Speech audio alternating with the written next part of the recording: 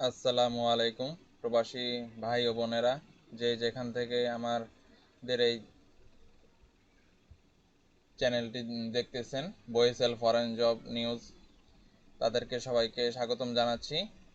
বয়েসেল foreign job news এর পক্ষ থেকে আমি রাজন আপনাদের সাথে আছি। আজকে আরেকটি নতুন চাকরির বিজ্ঞপ্তি নিয়ে বয়েসেল একটি নতুন আরেকটা কোরিয়ার সার্কুলার ছেড়েছে। সেটা হচ্ছে মহিলাদের জন্য। আমি আপনাদের সেটার সাথে এখন আমি বিজ্ঞপ্তিটা দেখাবো। আমাদের এই ফেসবুক পেজ, আপনারা সবাই আমাদের ফেসবুক পেজে লাইক করে আমাদের সাথে থাকবেন এবং আমাদের চ্যানেলটি সাবস্ক্রাইব করে রাখবেন। তো চলুন আসি আমরা আমাদের নতুন বিজ্ঞপ্তিটি দেখি। এই যে Bangladesh overseas employment and service limited বরিশালে দক্ষিণ কোরিয়া কৃষিক্ষেত্রে কর্মী নিয়োগে একটি নতুন সার্কুলার দিয়েছে। সেটা হচ্ছে মহিলা শ্রমিক। তো এখানে যা যা বলা আছে আমি আপনাদের পরে জানিয়ে দিচ্ছি। দক্ষিণ কোরিয়া বিভিন্ন প্রদেশে কৃষি ও মৎস্য খাতে মৌসুমী শ্রমিক হিসাবে 100 জন বাংলাদেশি চট্টগ্রামের 11 জেলার ক্ষুদ্র নৃতাত্ত্বিক জাতিগোষ্ঠীভুক্ত মহিলা শ্রমিক নিয়োগ দেওয়া হবে। আগ্রহী প্রার্থীদের নিম্নবর্ণিত শর্ত সাপেক্ষে গুগল ডক্স ফর্মে আগামী 31/10/2022 খ্রিস্টাব্দের সময়ের মধ্যেই চাহিদা তথ্য দাখিল করার জন্য অনুরোধ করা হলো। নির্ধারিত সংখ্যার চেয়ে আবেদনকারী সংখ্যা বেশি হলে প্রার্থীর সাক্ষাৎকার গ্রহণ করা হবে। এখানে আবেদনের সংখ্যা আছে 100 জন সংখ্যা, যেটা তারা নিবে।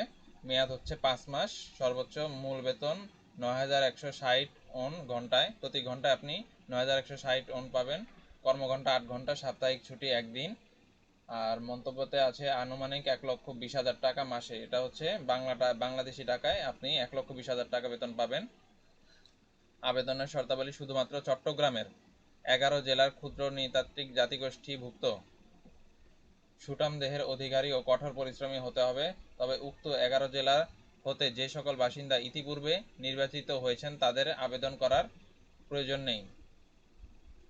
30 থেকে 40 বছর বয়সী, নিয়মিত কৃষিকাজের সাথে জড়িত, শূকরের বিষ্ঠার জৈব সার ব্যবহার করে চাষাবাদে সক্ষম স্বল্প শিক্ষিত নারী। পাসপোর্টের মেয়াদ ন্যূনতম 20/10/2023 পর্যন্ত থাকতে হবে। তারপর বলেছে যে গুগল ডক্স ফর্মে তথ্য দাখিলকৃত প্রার্থীদের মধ্যে বাছাইকৃত যোগ্য প্রার্থীদের তালিকা প্রকাশ করা হবে। উক্ত প্রার্থীদের নিম্নবর্ণিত কাগজপত্র আগামী 10 কার্যদিবসের মধ্যে প্রস্তুত রাখতে হবে। আগে আসলে আগে পাবেন ভিত্তিতে। তারপর আছে জেলা 1 নম্বরে যেটা দিয়ে রাখছে, জেলা প্রশাসক অথবা নিজ ক্ষুদ্র নৃতাত্ত্বিক জাতিগোষ্ঠী প্রধানের নিকট হতে কর্তৃক উপজাতি সম্প্রদায় সনদ ইংরেজিতে।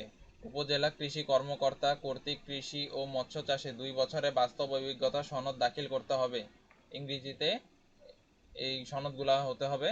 নিজ জেলার সিভিল সার্জন কর্তৃক মেডিকেল সনদ, এটা সংযুক্ত দিয়েছে। আমি আমার ফেসবুক পেজে এই মেডিকেলের যে ফর্মটা সেটা দিয়ে দিব, আপনারা দেখে নেবেন এবং সেখান থেকে এটা পূরণ করে নেবেন।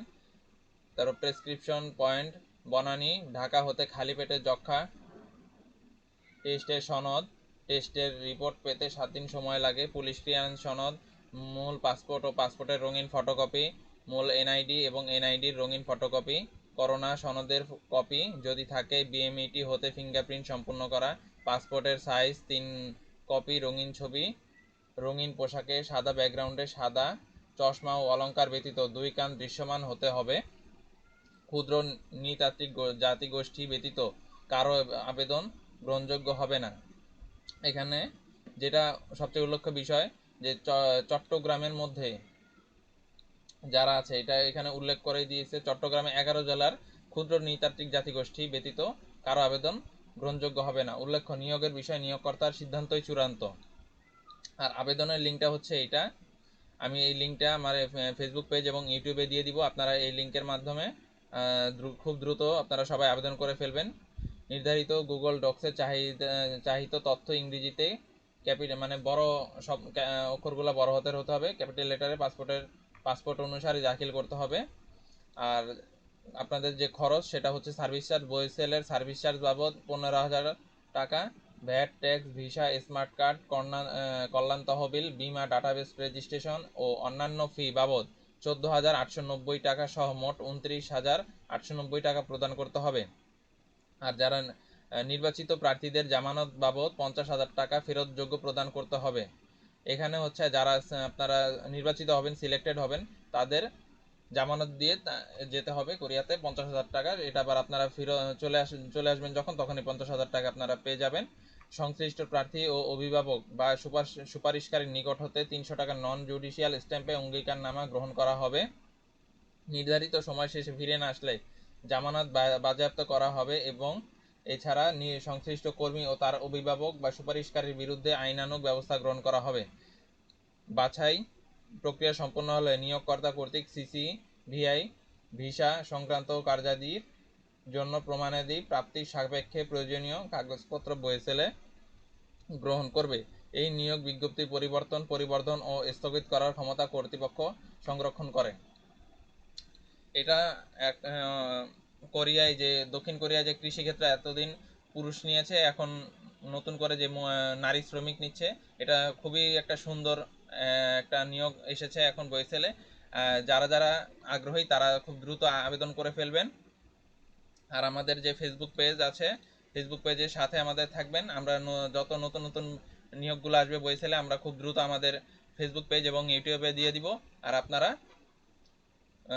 আমাদের সাথেই থাকবেন। ধন্যবাদ সবাইকে।